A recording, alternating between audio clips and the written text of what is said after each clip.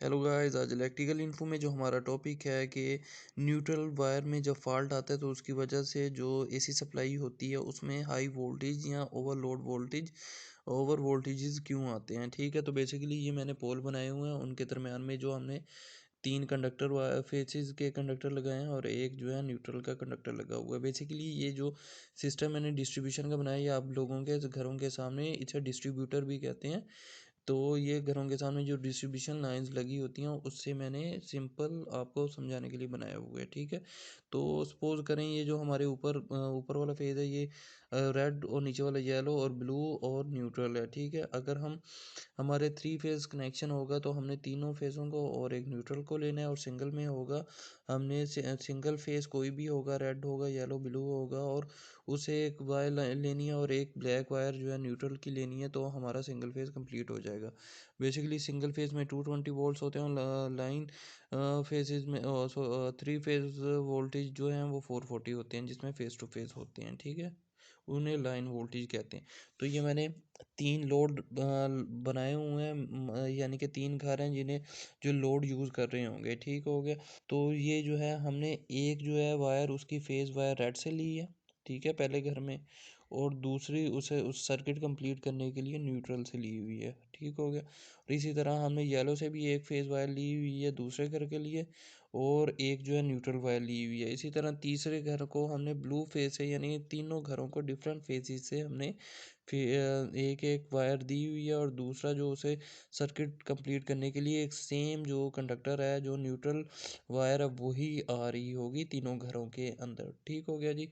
तो अब हम स्टार्ट करते हैं अपना टॉपिक के ओवर वोल्टेज। मैं बता दूं कि वैसे वो आने की बहुत सी वजह हो सकती हैं, लेकिन जो न्यूट्रल वायर के फॉल्ट की वजह से भी ओवर वोल्टेज हमारे सिस्टम में आ सकते हैं, एसी सप्लाई में आ सकते हैं। तो सबसे पहले इसे बता दूं, इसकी तीन कंडीशन है।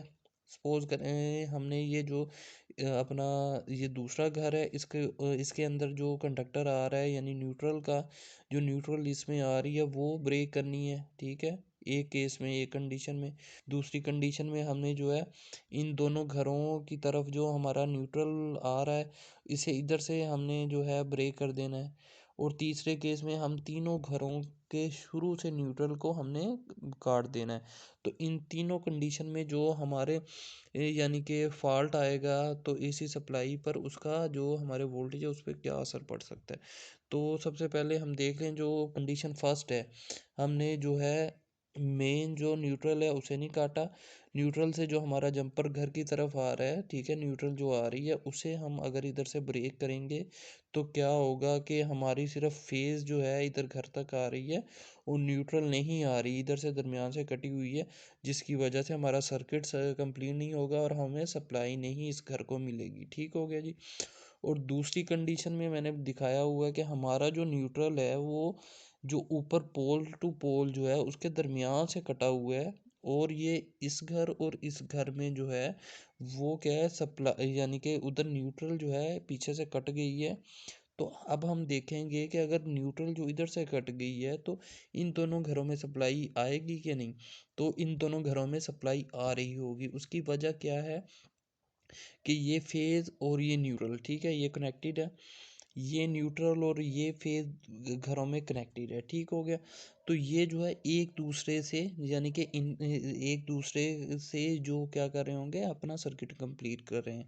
कि ये ब्लू फेज़ है वो इधर जा रही है अपने यानी न्यूट्रल पे आ रही है, और न्यूट्रल जो इधर कनेक्टेड है दूसरे घर से, और फिर ये एक दूसरे येलो फेस तक जा रही है, जिसकी वजह से ये जो एक सर्किट कंप्लीट करें, जिसकी वजह से हमारा जो है एसी सप्लाई आएगी। लेकिन उसमें फॉल्ट ये आएगा कि उसमें जो है ओवर वोल्टेज आएंगे। वो कैसे आएंगे?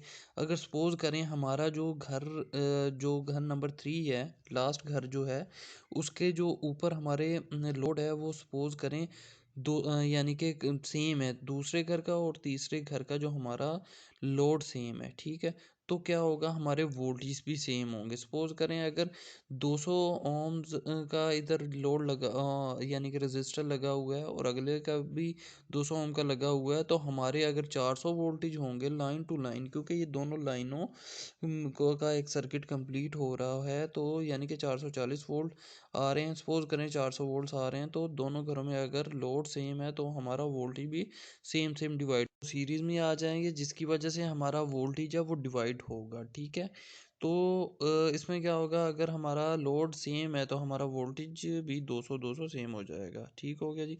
और उसके बाद हमने देखा है कि सप्लाई आ रही होगी दोनों घरों में, और अगर तो हमारे एक घर का लोड ज़्यादा है, ठीक है, और दूसरे का कम है, तो लोड डिफरेंट होगा। ठीक है, अगर इधर 100 ओम का रजिस्टर लगा हुआ है, तो वो 100 वोल्ट ही लेगा।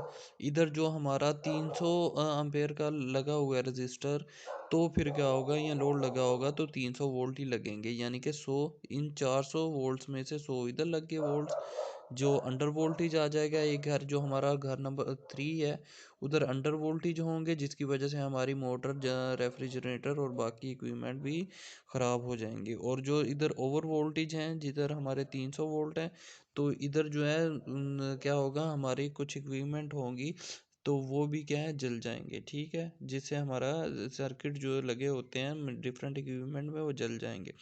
उसके बाद नंबर 3 कंडीशन है, ये मैंने दिखा दी है, कि अगर तीनों घरों से पहले जो हमारी न्यूट्रल वायर है वो कट हो जाए। ठीक है, इधर से कट हो गई, लेकिन ये बाकी जो हैं आपस में वैसे के वैसे कनेक्टेड हैं, तो ये तीनों जो फेसेस के जो घर हैं, इनको सप्लाई मिल रही होगी। ठीक है, और ये तीनों जो हैं सीरीज़ में लग जाएंगे, और इनके लोड जो हैं, जो इनके वोल्टेज हैं, वो आपस में डिस्ट्रीब्यूट हो जाएंगे। और इसी तरह अगर ये हमारे एक फेज़ पे सपोज करें, अगर ये जो ब्लू फेज़ है, इसके साथ 4 घर और लगे हैं, यानी कि ब्लू फेज़ पे 5 घर लगे हैं, येलो पे 5 लगे हैं, और रेड फेज़ जो हमारा रेड का कंडक्टर है, उस पे 5 5 अगर इधर हाउसेस लगे हैं, तो उन एक फेज़ पे जितने घर लगे होंगे, उनका जितना भी लोड होगा वो आपस में क्या होगा, पैरेलल में होगा। और डिफरेंट फेसेस, येलो ब्लू और रेड पे ये डिफरेंट फेसेस हैं, डिफरेंट फेसेस पे जितने घर होंगे वो आपस में सीरीज में होंगे।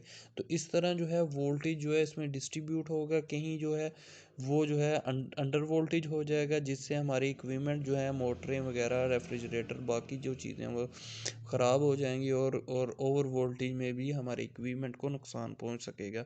तो ये बहुत आसान से तरीके से हमने बता दिया कि ये हमारा डिस्ट्रीब्यूशन लाइन है, उससे घरों तक आ रहा है, और घरों में जब अगर न्यूट्रल में फॉल्ट आते हैं, न्यूट्रल ब्रेक होती है, तो क्या कुछ मसले आ सकते हैं। होप आपको वीडियो अच्छी लगी हो।